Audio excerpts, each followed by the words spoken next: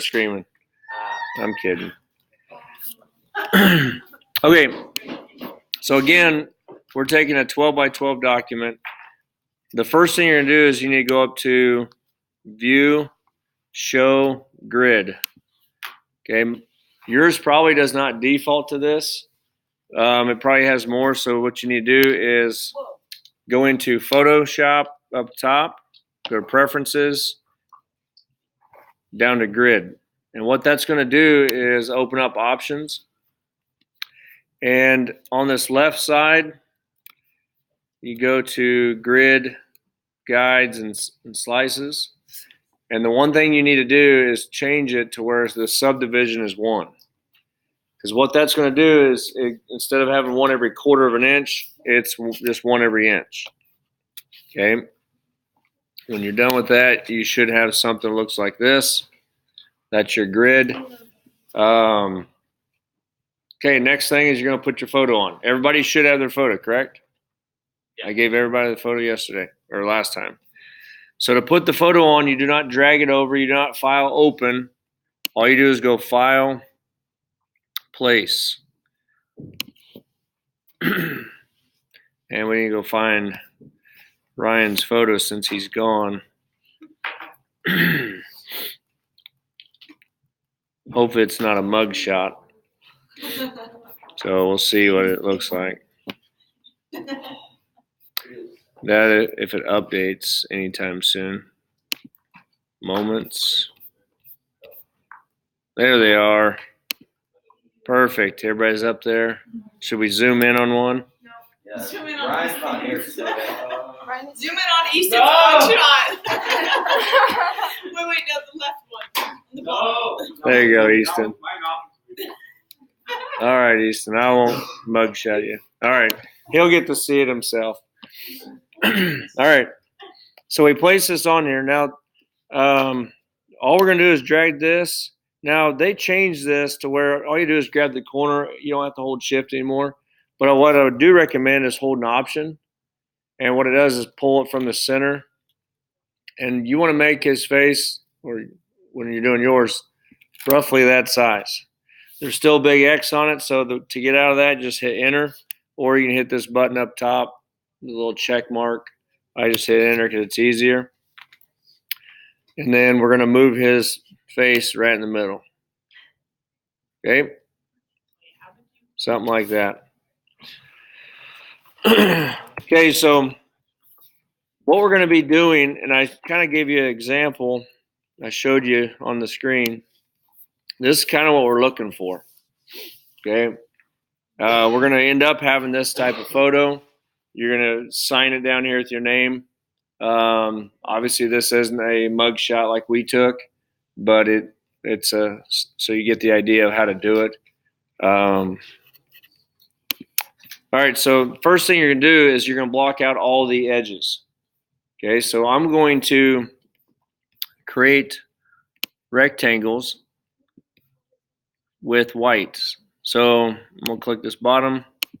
So I'm going to take these rectangles and make these edges. Now I'm trying to snap to some, or the grid that we have. Now I'm going to show you quickly on what you can do, but I do not want this exactly like this. This little doodad keeps popping up.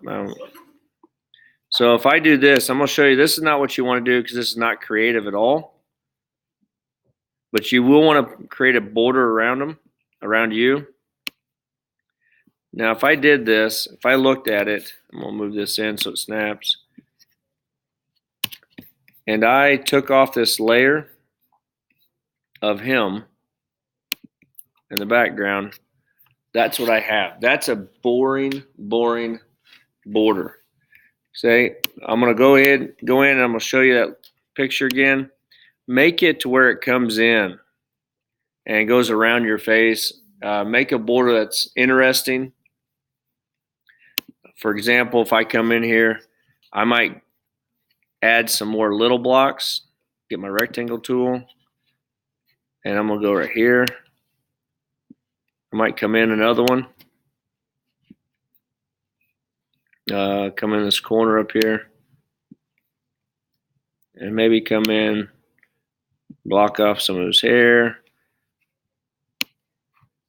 But make it interesting. Don't just make it a rectangle, because that's where it's really boring. All right, so once you got it all blocked in, I'm not done with the background, but I'm done enough for you guys to see what the point. But now you're going to take the color theory that you have.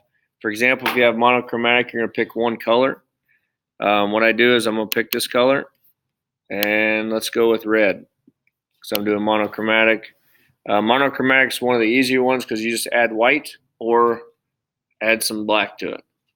Okay, which means all I got to do is double click here, and my color choices go along this side and go along this side. Okay, if you have another color, it might be easy to go to Illustrator, and I'm going to use up here. If you have red selected, and I'm going to come over here. If I have this, oops. If I had red selected,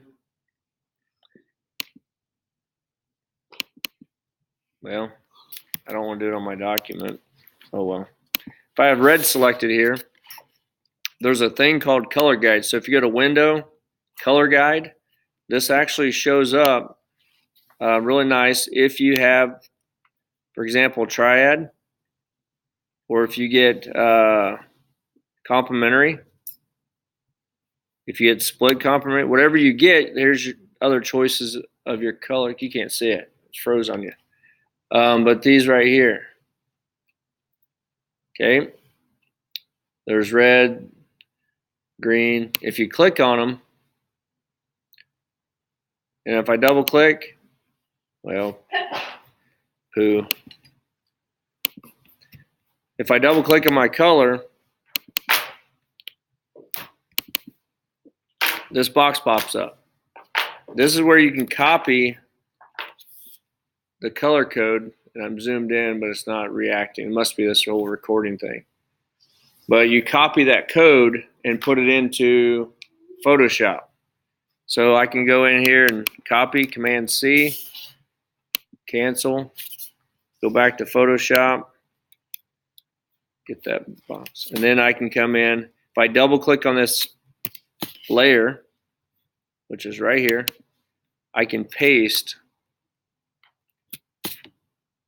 and hit okie dokie. So what you're going to do is basically go around. I'm changing my color mode to this green. Then I can come by and change it like so. Make a pattern that you want. Let's say I want this color.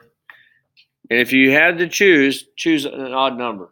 So for example, if I had this anywhere, I have it 3 spots. If I wanted to go a 4th spot, I wouldn't stop at 4, I'd go to 5.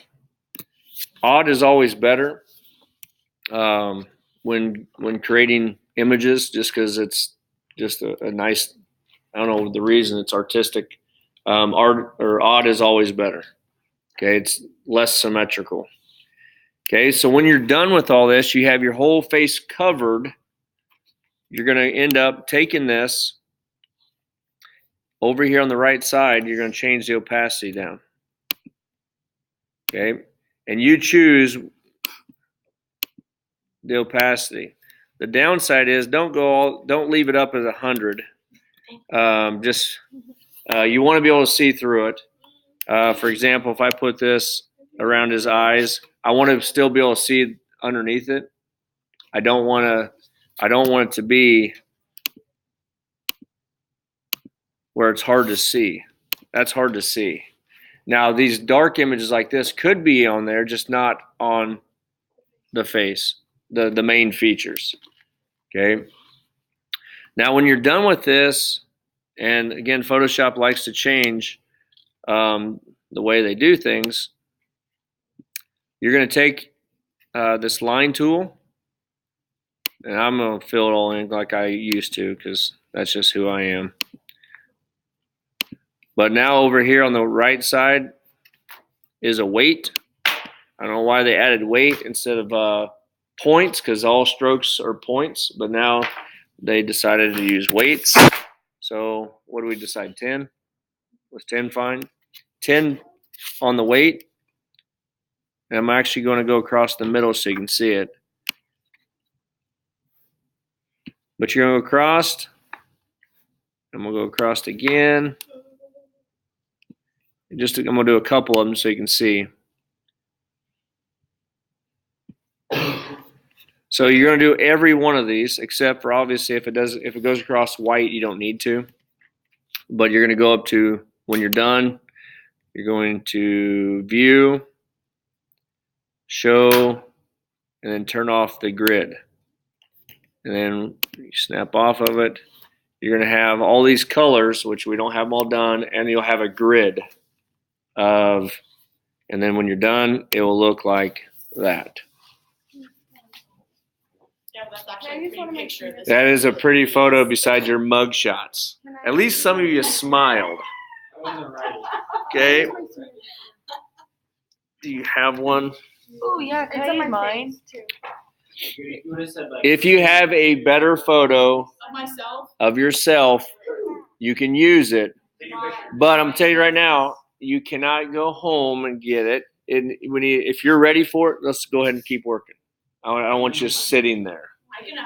Okay?